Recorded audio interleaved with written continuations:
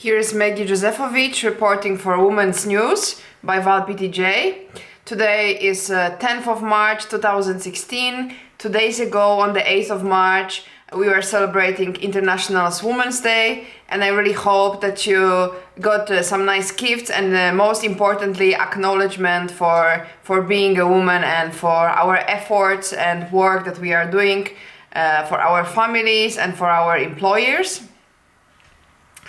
What I'm going to do is I'm going to report on the recent media releases that have been published mainly in online press, online media. However, we will look also into the media releases published in newspapers and magazines in Europe, but also globally. So I'm talking here about Asia, America, Australia. I really would like to review global press about women in business, women at work, and women working part-time. And this is where we are going to focus today. We will talk about part-time employment of women in EU.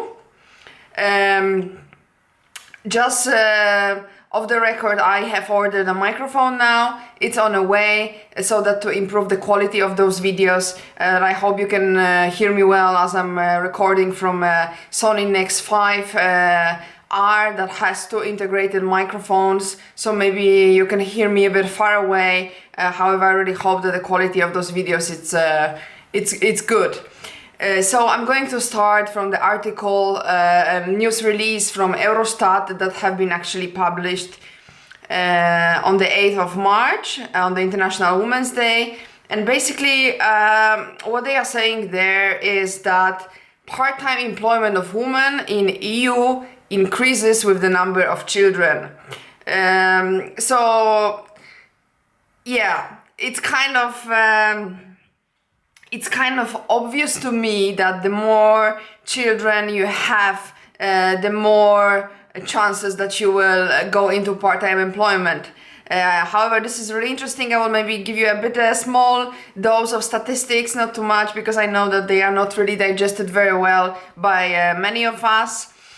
So first of all, the article, the news release that they have published, they have included some table of the statistics here, and this table it's available on Wahl Ptj website as well and blog.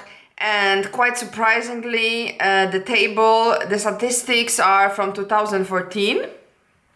Now we have 2016, so it's not that I don't find them relevant. Obviously they are. However, I think that a lot of things may have changed in terms of part-time employment for women within 2 years. However, this article has been published by Eurostat press office, so I assume that this data should be relevant until today. So basically what they are saying is that part-time employment is linked to the number of children women have. And like I said, this is quite logical to me. Eurostat also confirms that women earn on the average 16% less than men in EU. Obviously, there is a gender pay gap here. However, it got me thinking, isn't this just related to the fact that more women work part-time? And this is where the gender gap comes from. So let's look at some numbers here. In 2014, the gender gap stood at 16% in the EU. The lowest gender gap is actually in Slovenia and Malta. That is quite interesting to know. It's only 5%, well, it's the lowest in Europe. And for instance, in Austria, Czech Republic and Slovakia and Estonia, it's 20% and more. Eurostat press office claims in this report that this is related to the experience and education and the fact that there are more men working simply at better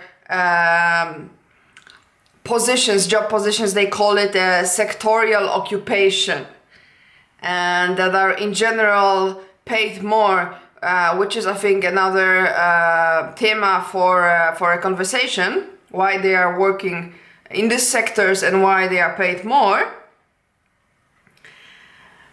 They also saying that these differences between women and men in the market do not concern only wage discrepancies, and here we are getting to our preliminary point, but they also relate to the contract health, and here we are coming back to the part-time employment. According to this report, the gap in the labor market for women widens with the number of children. So without getting too much confused in the statistics, the fact of the matter is that the more kids women have, the more chances that they will work part-time, and this may differ depending on how many kids they have. But we have to know as well that the statistics are showing only the picture of the average woman. Obviously there will be women who work 100% or who don't work at all. So I think that we have to keep it in mind. What I would like to mention here is the statement, actually a personal opinion of Tim Worstall, a contributor to Forbes. And what he is basically saying is that he doesn't want to question a gender gap, if there is one or there isn't. But in his view, this gender gap, it's basically related to the fact that more women work part-time. So this seems quite logical to me. If you work less hours, then you will be paid less. And I think that we have to make a difference here. So I hope that you enjoyed this conversation, and we speak soon.